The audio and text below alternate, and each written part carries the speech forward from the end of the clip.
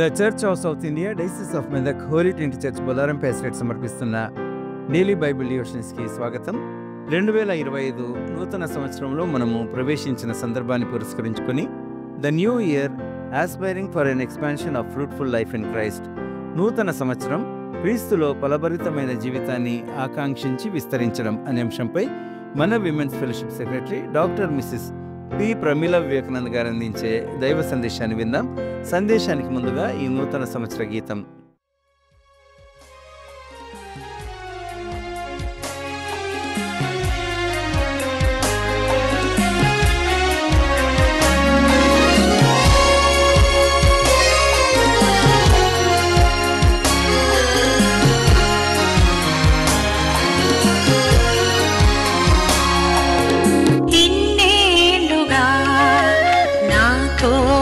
నిలచి నడిపించిన యేసయ్యా,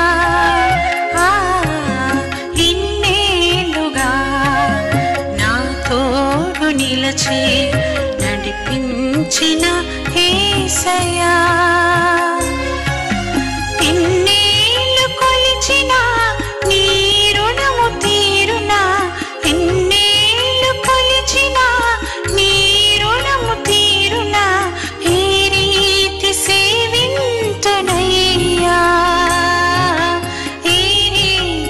సేవింతునయ్యా, ఇన్నేళ్లుగా నా తోడు నిలచి నడిపించిన యేసయ్యా.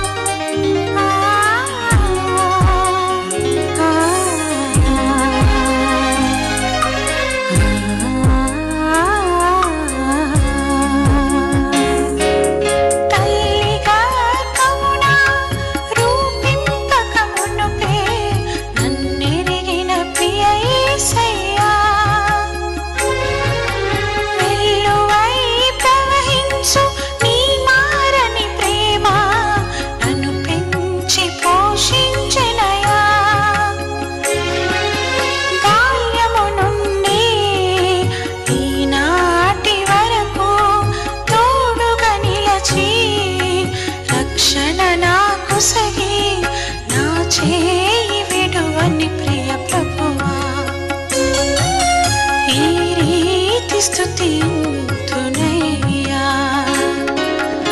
ఇన్నేళ్లుగా నా తోడు నిలచి నడిపించిన యేసయ్యా, ఇన్నేళ్లుగా నా తోడు నిలచి నడిపించిన యేసయ్యా.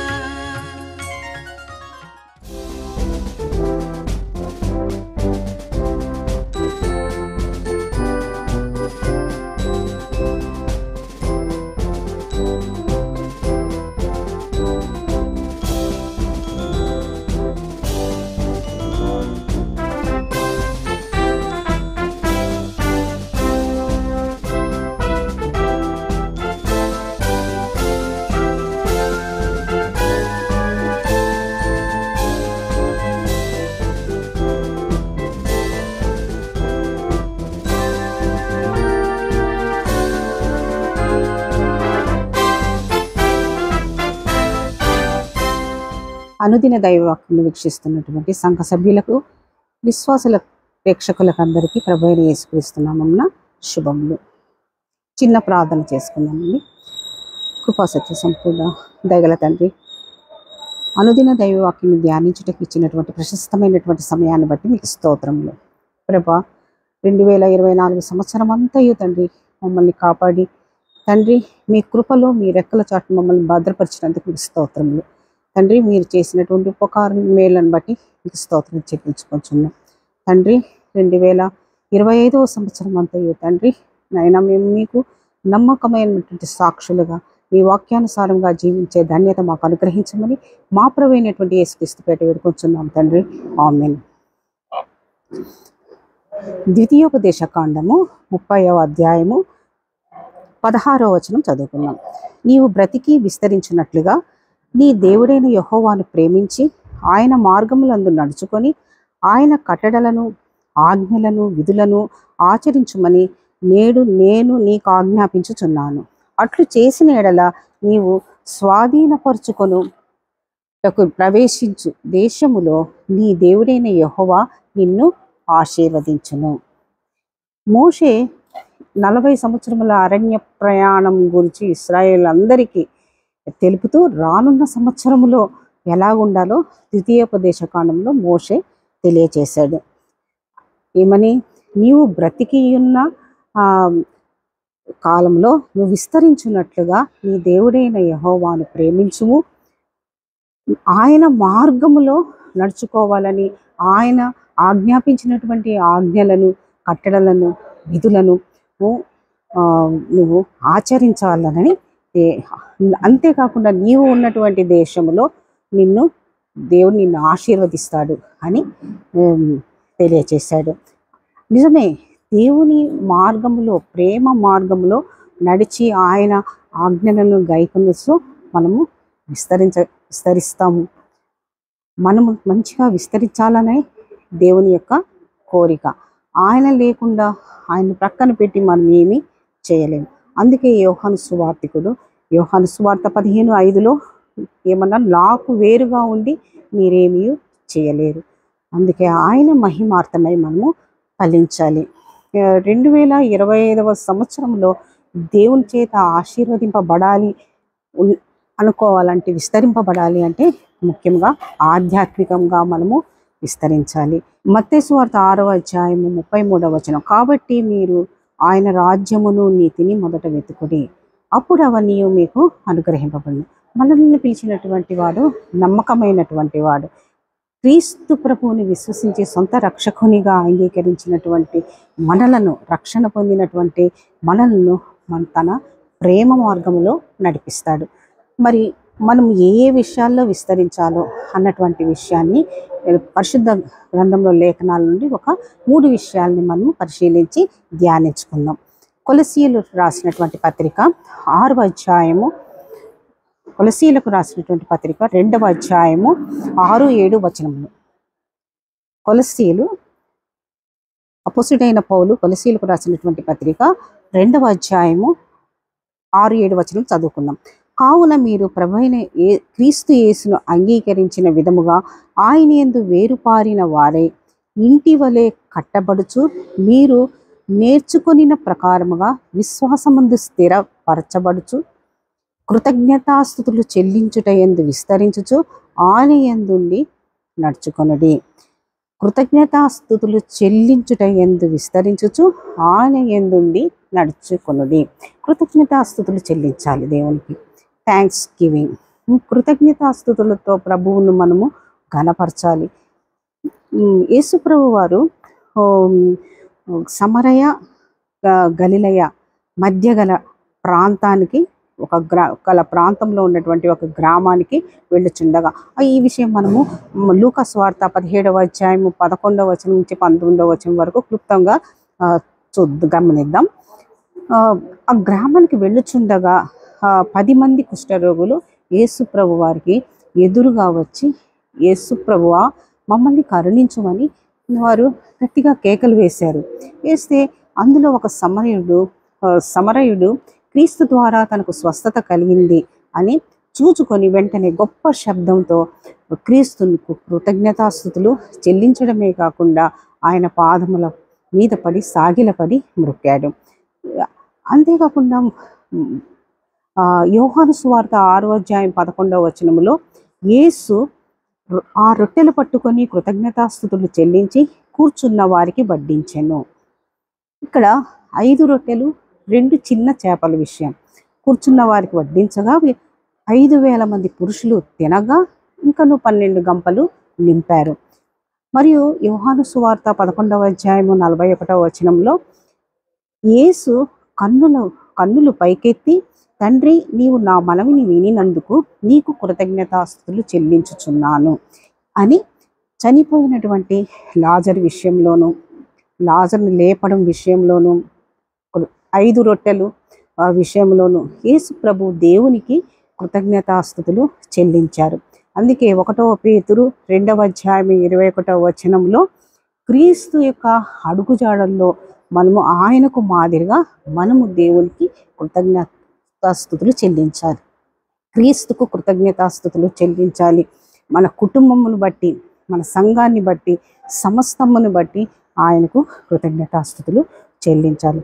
అప్పుడే మనము విస్తరించబడతాము. రెండవదిగా 2వ తెస్సలోనికలు రాసినటువంటి పత్రిక 1వ అధ్యాయము 3వ వచనం. అపోస్తుడైన పౌలు తెస్సలోనికలకు రాసిన 2వ పత్రిక 1వ అధ్యాయం 3వ వచనం. సహోదరులారా, మేము ఎల్లప్పుడూ మిమ్మల్ని గూర్చి దేవునికి కృతజ్ఞతాస్తుతులు చెల్లించుటకు బద్ధులమై ఉన్నాం. ఇది యుక్తమే. ఏలయనగా మీ విశ్వాసం బహుగా అభివృద్ధి పొందుచున్నది.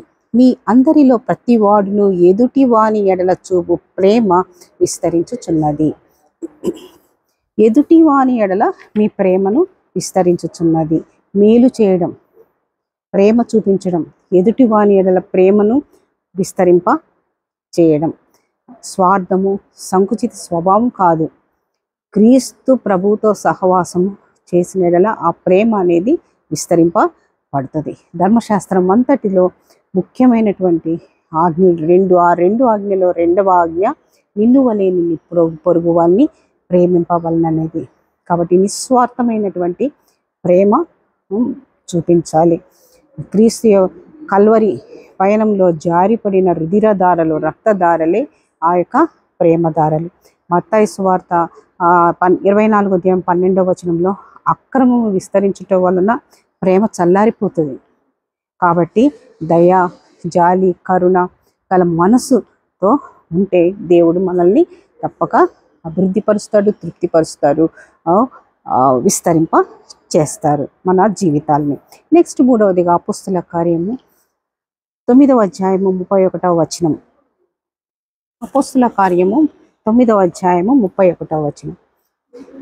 కావున యూదయ, గలిలయ, సమరయ దేశముల యందంతటా సంఘము క్షేమాభివృద్ధి నొందుచు సమాధానము కలిగి ఉండెను. మరియు ప్రభువునందు భయమును పరిశుద్ధాత్మ ఆదరణయు కలిగి నడుచుకొనుచు విస్తరించుచుండెను. క్రీస్తు రక్తము ద్వారా కట్టబడిన సంఘం. మనమంతా దేవునితో జతపనివారం. ప్రభువునందు భయమును పరిశుద్ధాత్మ ఆదరణ కలిగి నడుచుకోవాలి. అప్పుడే సంఘము క్షేమాభివృద్ధి నొందుచు శాంతి సమాధానాన్ని కలిగి ఉంటుంది. దేవుని రాజ్యములో, దేవుని కార్యాల్లో శ్రద్ధ వహించడము ఎంతో ముఖ్యం. అది దేవుని యొక్క చిత్తము. దేవుని పరిచర్య చేయడం కూడా మనకెంతో దీవనకరమే.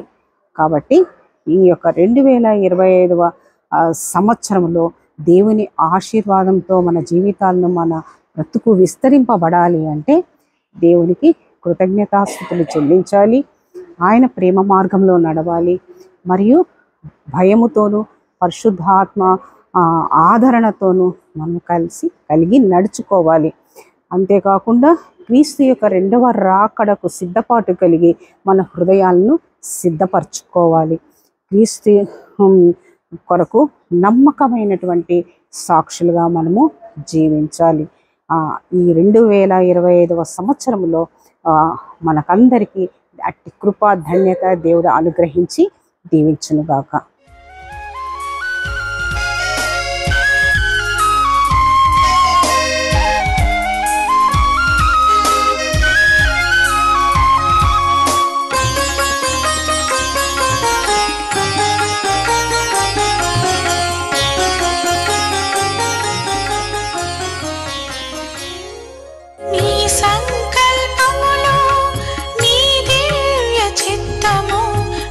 చరితలో నెరవేరు.